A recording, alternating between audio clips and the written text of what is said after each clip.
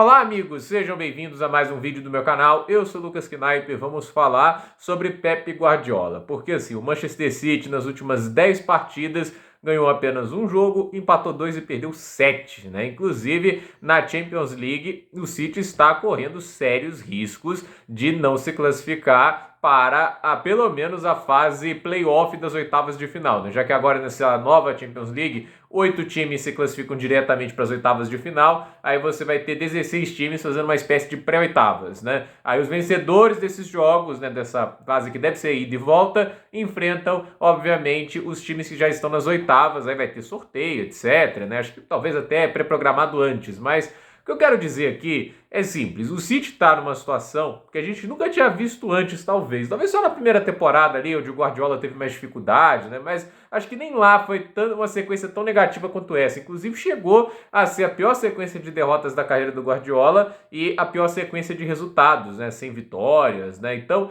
obviamente, tem coisa errada acontecendo. E desde a lesão do Rodri, a gente vê que o City está jogando um futebol menos efetivo, sofrendo mais. Mas a pergunta que não quer calar, só a queda do Rodri justifica tamanha queda de qualidade do futebol jogado? Porque não é como se o City fosse um elenco feito de tapados, né? Ainda tem, por exemplo, no elenco de ontem você tem Gundogan, Bernardo Silva, você tem ali o Kevin De Bruyne, o Haaland. Você pode até questionar a fase que alguns estão, por exemplo, o Gundogan não está em boa fase, né? Mas, cara, tem Rubem Dias, Josko Gvardiol, né? Dois zagueiros excelentíssimos. Tem ali o Rico Lewis, é um bom jogador. O Kyle Walker, obviamente, está na temporada ruim, né? Mas isso também pode ser questão tática, né? E aí a gente olha para o time do City, a gente sabe que o time é um time competitivo mesmo sem o Rodri. Ainda tem opções boas, né? Como é o caso do Kovacic, do Matheus Nunes. Óbvio, não são jogadores de elite, mas são opções interessantes ali para o se utilizar no meio-campo. E a verdade é que o Guardiola é um dos grandes culpados dessa fase ruim do City. Não dá para você jogar tudo na lesão de um único jogador, que é o Rodri.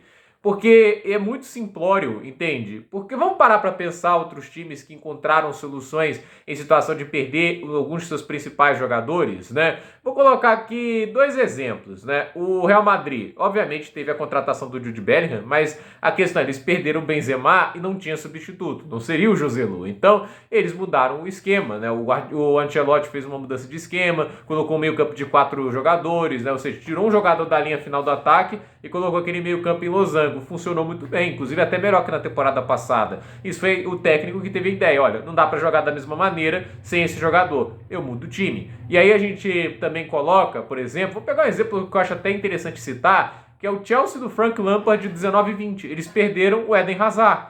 O Eden Hazard, infelizmente, foi para o Real Madrid, para o Chelsea, né? Perdeu o principal jogador, o cara que estava sendo a peça mais importante do clube nos anos anteriores.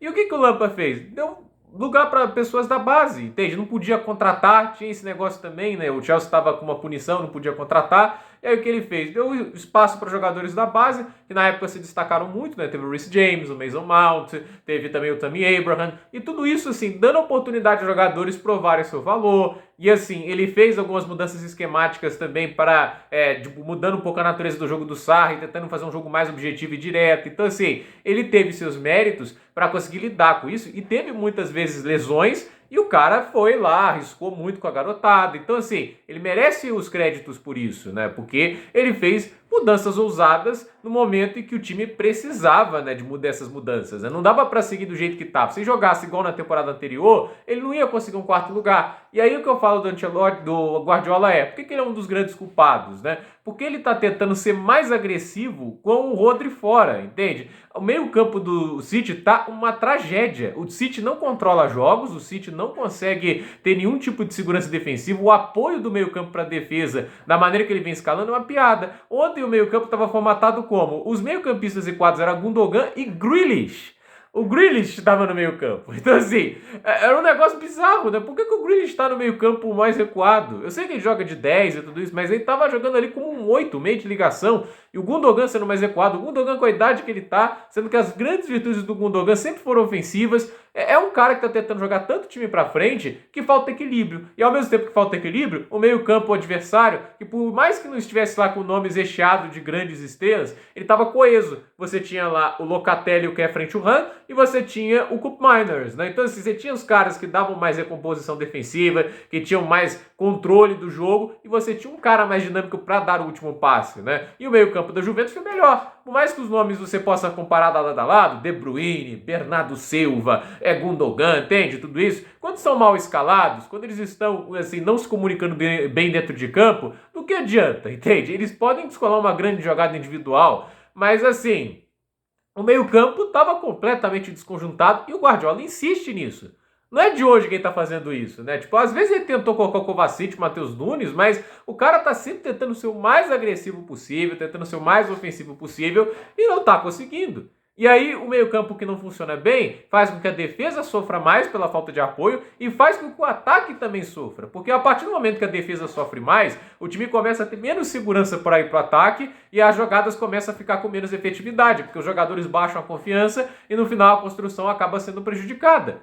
E aí a gente tem lá, tipo, o Bernardo Silva jogando numa ponta, o Doku jogando na outra, aí sempre aquele receio, se eu errar o drible, os caras pegam a bola, e toda vez que o adversário tá com a bola no pé, ele consegue levar mais perigo que a gente, porque nosso time não tá conseguindo controlá-los. Então, assim, tem tudo isso que vai colocando e faz com que o City caia numa espiral. E o grande segredo, para meu ver, para que o City consiga se recuperar, é tentar abaixar a bolinha, é tentar jogar um pouquinho mais de maneira pragmática. Gente, pragmatismo é até bom em vários momentos, entende? Não dá para você tentar se impor o tempo todo se você não tem as ferramentas para isso. Sem o Rodri, o City não se impõe. O Rodri é a peça fundamental desse meio campo, é o cara que fazia essa engrenagem funcionar muito bem. Sem a engrenagem principal, você vai ter que fazer improvisações para fazer a peça funcionar. E aí, às vezes, você vai ter que diminuir o ritmo que a engrenagem funciona. Às vezes, menos é mais. Se o City jogar de uma maneira um pouco mais calma, controlada, um time que vai jogar de uma maneira assim um pouco mais eficientista, talvez os resultados venham. Mas o Guardiola está tentando fazer assim uma orquestra só com pianista, entende? Precisa do violinista, precisa dos caras que trocam os trompetes, não adianta, né?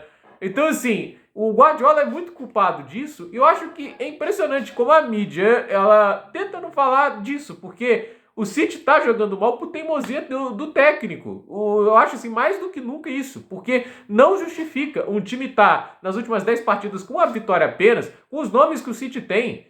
O City perdeu assim, de times muito assim, problemáticos. E pior, o City não tá conseguindo se impor nem contra um Crystal Palace, que faz uma temporada fraca depois da saída do Olise. Entende? É uma situação que a gente vê. O Crystal Palace do Glasner na temporada passada, legal, mas esse...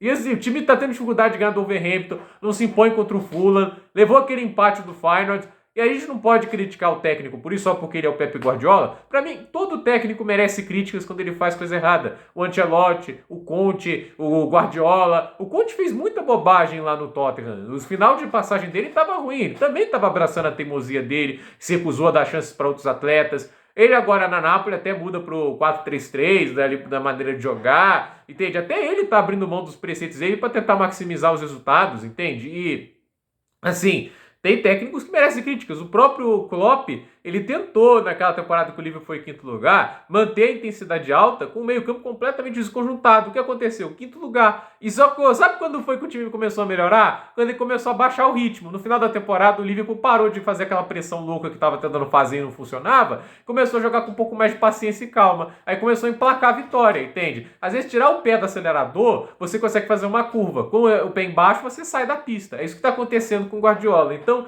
pessoalmente, ele é um dos grandes culpados por isso. Porque eu não vou jogar a culpa toda no elenco, porque vamos ser sinceros, o elenco, mesmo sem o Rodri, ainda é muito bom. Ainda é o elenco top 4 na Premier League. Esse elenco, mesmo sem o Rodri, para mim, é melhor do que United, Tottenham, é melhor do que o Aston Villa. Eu acho assim, os únicos elencos que você pode colocar à frente do City sem o Rodri é o Liverpool, o Arsenal e o Chelsea. E assim, é só. E olha que gera debate se o Chelsea tem um elenco melhor do que o City nesse momento, mesmo sem o Rodri, entende? Né? Por mais que tenha mais profundidade, tenha mais opções. Mas a questão é, o City ainda é um elenco muito bom, ainda é de muita qualidade. Um time não pode ficar chorando, ai meu Deus, eu tenho o De Bruyne, eu tenho o Haaland, eu tenho o Bernardo Silva, entende? Quantos técnicos não estariam implorando para ter um elenco desses, mesmo sem o Rodri? Porque a gente tem que lembrar, o Rodri não tá no City, que pena. os outros 19 times da Premier League não tem o Rodri. Eles podem ter outras opções muito boas, como o Arsenal tem o Rice, o Chelsea tem o Caicedo, o Gravenberch no Liverpool, entende? Mas nenhum deles tem o Rodri. Então, assim, eles conseguem fazer o time jogar sem o Rodri, porque eles vão utilizando bem as peças que tem,